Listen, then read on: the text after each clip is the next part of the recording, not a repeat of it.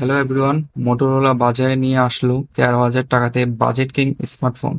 কি কি থাকছে এই ফোনে তার সবই জানতে পারবেন আজকের এই ভিডিওতে। প্রথমে চলে আসি ফোনের আনবক্সিং নিয়ে। এই ফোনের বক্সে সবই আছে যা একটি সাধারণ ফোনে থাকে। এতে থাকছে user manuals, sim tray ejector, back case, 33 ওয়াটের fast charger, type C USB charging cable. আর এই ফোনটি, প্রথমে আসি এর ডিসপ্লে নিয়ে। এতে থাকছে 6.56 ইঞ্চিস এর IPS LCD display, 90 hertz refresh rate আর 720p এর ডিসপ্লে, যার পিপিআই 269 ডেন্সিটি। এইখানে ফুল এইচডি এর ডিসপ্লে হলে আরো ভালো হতো। এই ফোনের পিক ব্রাইটনেস হলো 537 নিটস। 537 ব্রাইটনেস দিয়ে ইনডোরে কিছুটা ঠিকঠাক আছে, কিন্তু ডিরেক্ট সানলাইটে কিছুটা স্ট্রাগল করতে দেখবেন। এই ফোনটি দুইটি কালার ভেরিয়েন্টে বের হয়েছে, গ্লাসিয়ার ব্লু আর ইঙ্ক ব্লু। ফোনটির ওজন প্রায় 181 গ্রাম। এর পাওয়ার বাটনেই থাকছে ফিঙ্গারপ্রিন্ট সেন্সর।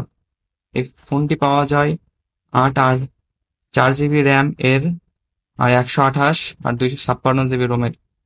বাংলাদেশ মার্কেটেই কিন্তু আপনারা 8 128 জিবি ভেরিয়েন্টটাই পেয়ে যাচ্ছেন 13,000 টাকাতে। এই ফোনটাতে প্রসেসর হিসেবে রয়েছে মিডিয়াটেক হেলিও G85 প্রসেসর। এটি 12 ন্যানোমিটারের একটি অক্টা-কোর প্রসেসর, আর এতে জিপিইউ হিসেবে রয়েছে মালি G52। এটি রান করছে অপারেটিং সিস্টেম অ্যান্ড্রয়েড 14-এ। এই ফোনটিতে একটু আকটু গেমিং করা যায়, পাবজি স্মুথ আর ফ্রি ফায়ার স্মুথ খেলতে পারবেন, বাট এই ডিভাইসটা গেমিং এর জন্য রেকমেন্ডেড না। এবার আসি এই ফোনের ক্যামেরা সেটআপে। এই ফোনটাতে আছে ডুয়াল ক্যামেরা সেটআপ, যার মেইন ক্যামেরাটা হলো 50 মেগাপিক্সেল এর 1.8 অ্যাপাচার এর, আর আরেকটা হলো 2.2 মেগাপিক্সেলের 2.4 অ্যাপাচারের। ক্যামেরা এর কোয়ালিটি প্রাইস হিসেবে মোটামুটি ভালো, লো লাইট ছবিগুলা আর একটু ভালো হতে পারতো। এতে থাকছে 33 ওয়াটের ফাস্ট চার্জিং, যা এই ফোনটিকে 0 থেকে 100-তে নিতে পারে প্রায় 1 ঘন্টা 45 মিনিটে, যা মিনিমাম ইউজে প্রায় 2 দিন ব্যাকআপ দেয়। আর হেভি ইউজে প্রায় 9+ আওয়ার্স ব্যাকআপ দিতে পারবে।